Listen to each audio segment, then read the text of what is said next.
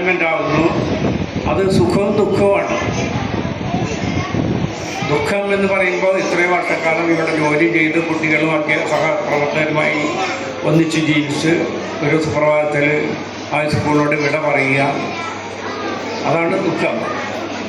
മറുവശത്ത് അവരുടെ ജീവിതത്തിൽ ഇത്രയും കാലം പ്രവർത്തിച്ച അവർക്ക് വിശ്രമം, അതാണ് അവരുടെ ഈ റിട്ടയർമെൻ്റ് ആയാലും ടീച്ചർ സ്കൂളുകളുമായി ബന്ധപ്പെടുകയും കുട്ടികളുമായി ബന്ധപ്പെടുകയും പ്രവർത്തിക്കണമെന്നും കിട്ടുന്ന സമയത്തൊക്കെ വായിക്കണമെന്നും കൂടി ഞാൻ നിർദ്ദേശിക്കുകയാണ്. വായനയോടൊപ്പം പരിശുദ്ധ ഖുർആനും കൈകാര്യം ചെയ്യുക.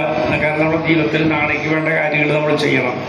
അപ്പം അതുകൊണ്ട് ഇവിടെ ഒരു കാര്യം ഞാൻ ആദ്യം പറയുകയാണ്. ഇന്ന് റിട്ടയർമെൻറ്റ് ചെയ്യുന്ന പ്രിയപ്പെട്ട എൻ്റെ സഹോദരി നൂർജാൻ ടീച്ചർക്ക് എൻ്റെ എല്ലാ പബ്ലിക്കേഷൻസ് കൊണ്ട് എൻ്റെ സ്ഥാപനമുണ്ട്. അതിൽ 10-20 പുസ്തകങ്ങൾ പബ്ലിഷ് ചെയ്തിട്ടുണ്ട്.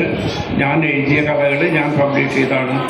അപ്പോൾ ആ എല്ലാ പബ്ലിക്കേഷൻസ് ഇന്ന് 19ഓളം വിദ്യാഭ്യാസ പുരസ്കാരങ്ങൾ കൊടുത്തിട്ടുണ്ട്. വിദ്യാർത്ഥികൾക്ക്, ടീച്ചേഴ്സിനാണ്. ഒപ്പം ഏറ്റവും കൂടുതൽ വായിക്കുന്ന കുട്ടികൾക്ക് വായനാ പുരസ്കാരം കൊടുക്കാറുണ്ട്. നാട്ടിക ശ്രീനാരായണ കോളേജ് ലൈബ്രറിയിൽ